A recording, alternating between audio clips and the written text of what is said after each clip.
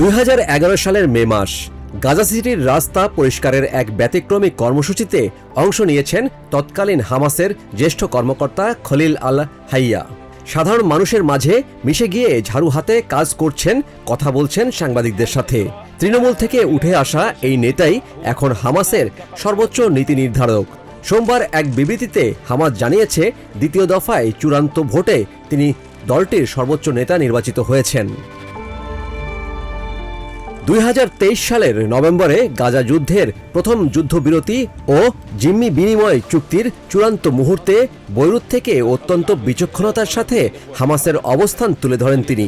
2024 সালে জুলাইয়ে ইরানে হামাস প্রধান ইসমাইল হানিয়া হত্যাকাণ্ডের পর তেহরানে সংবাদ সম্মেলন করেন তিনি। সিনওয়ারের মৃত্যুর পর গাজার ভারপ্রাপ্ত প্রধান ও শীর্ষ আলোচক হিসেবে তিনি দলের কেন্দ্রবিন্দুতে চলে আসেন। 2025 সালের সেপ্টেম্বরে কাতারের দোহায় হামাস নেতাদের লক্ষ্য করে বিমান হামলা চালায় ইসরায়েল। অলৌকিকভাবে আল হাইয়া বেঁচে গেলেও নিহত হন তার ছেলে। এর আগে 2007, 2008 এবং 2014 সালের যুদ্ধে তিনি তার ভাই, ছেলে, পুত্রবধূ ও নাতি নাতনি সহ পরিবারের একাধিক সদস্যকে হারিয়েছেন। আমার সন্তান, সহকারী, অফিস ম্যানেজার হারানোর যন্ত্রণা চারপাশের তরুণদের হারানোর মতোই। আমরা লোহা বা পাথরের তৈরি নই, আমাদেরও কষ্ট হয়। আমরা আমাদের শহীদদের জন্য শোক জানাই, কিন্তু গাজায় প্রতিদিন যে হত্যা, ধ্বংসযজ্ঞ আর নিপীড়ন আমি দেখছি, তাতে আমার নিজের ছেলের শোক ভুলে গেছি।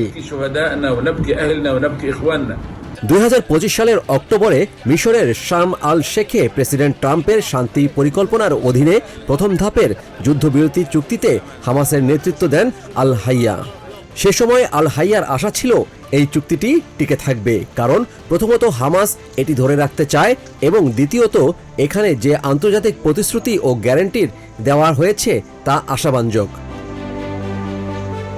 কথিত যুদ্ধবিরতির পরপরই হামাসের সিনিয়র কমান্ডার রায়েদ সাদের হত্যাকাণ্ড থেকে শুরু করে এখন পর্যন্ত কয়েক ডজন হামাস কর্মকর্তা ও কমান্ডারকে হত্যা করেছে ইসরায়েলি বাহিনী।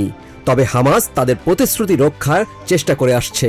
যুদ্ধবিরতি মেনে চলতে এবং ইসরায়েলি আগ্রাসন বন্ধে মধ্যস্থতাকারীদের সাথে নিয়মিত আলোচনা চালিয়ে যাচ্ছেন খলিল আল হাইয়া সহ হামাসের শীর্ষ নেতারা। দীর্ঘ 1.5 দশকেরও বেশি সময় ধরে হামাসের রাজনৈতিক, সামরিক ও আন্তর্জাতিক কূটনীতির মূল চালিকা শক্তি খলিল আল হাইয়া। সবশেষ চূড়ান্ত ভোটে আল হাইয়া সামগ্রিকভাবে হামাসের নেতা নির্বাচিত হলেন। 1960 সালে গাজা উপত্যকায় জন্মগ্রহণকারী আল হাইয়া 1987 সালে হামাস প্রতিষ্ঠার পর থেকেই প্যালেস্টাইনের এই প্রতিরোধ আন্দোলনের অংশ। অবরুদ্ধ গাজা ও মধ্যপ্রাচ্যের এই উত্তাল ভূরাজনীতিতে তার নেতৃত্ব হামাসকে কোন পথে নিয়ে যায় এখন সেটাই দেখার বিষয়। Yusuf Khaled, TVN 24 news desk.